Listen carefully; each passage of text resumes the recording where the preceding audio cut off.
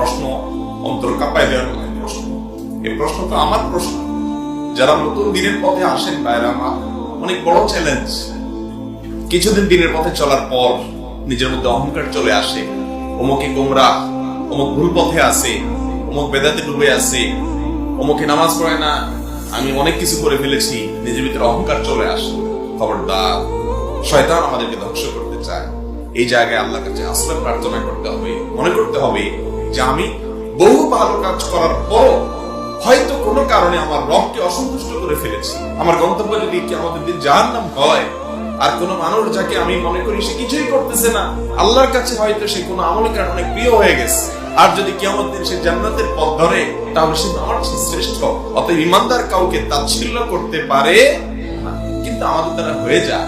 শয়তান আমাদের মধ্যে এই প্রবৃত্তি কুপ্রবৃত্তির যে প্রভাব, এটার ফলে আমাদের মধ্যে অহংকার এনে দেয়।